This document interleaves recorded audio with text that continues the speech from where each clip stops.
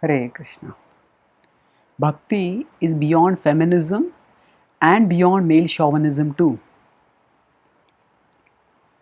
When we start practicing bhakti, we often come from certain backgrounds. We have been exposed to certain thought processes, or we have been having certain attitudes which predispose us towards thinking within bhakti also in certain directions. So today, for example, there is aggressive feminism which wants to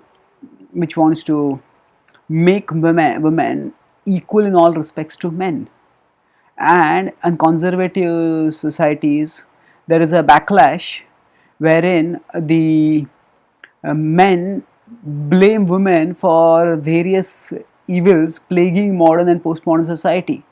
They say that the juvenile delinquency, the rupture of marriages, the neglect of children, all this happens because women neglect their womanly roles, and that's why they strongly criticize the feminist movement. Now feminists, they hit back and they say that actually the men have also exploited women for so long. Women have been discriminated, and they point to instances of domestic violence, bridal torture, dowry demands, and in some cases, tragic cases, bridal burnings, all as instances of male exploitation. And if they say that if the clock were turned back now, then women would be exploited once again, and they want to protect their rights. Now within devotional circles also sometimes this debate can come up, where both groups may point to the other as the cause of problems. But the problem, however, is not feminism nor is it male chauvinism. The problem is lack of spiritual consciousness. The Bhagavad-gita tells us in 15.7, Mamaivamsho jiva loke jiva bhutah sanatanah manah shasthani indriyani prakritisthani karshyate. Mamaivamsho jiva loke. We are the parts of Krishna eternally. Jiva bhutah sanatanah eternally. Manah shasthani indriyani. That manah shasthani indriyani, the mind and the senses together, 6 of them. Prakritisthani karshyati. They make us struggle and suffer in material nature. Yeah.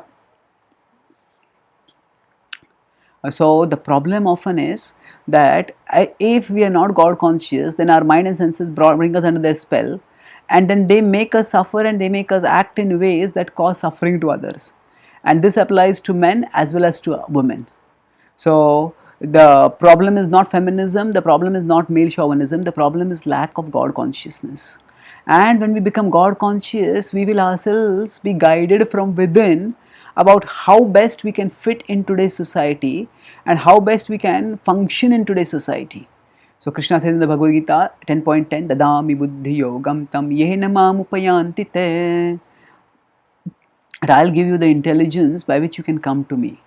So rather than getting caught in either side of the gender divide, whether feminism or male chauvinism or whatever else, we can focus on the unifying principle, the unifying and harmonizing principle of trying to cultivate devotion to Krishna and trying to serve him. And when that mood of service is cultivated, we will all get the intelligence of how we can best serve in today's world. We cannot turn back the clock in terms of going back to 15th century Indian society or 5,000 years ago Indian society or wherever else.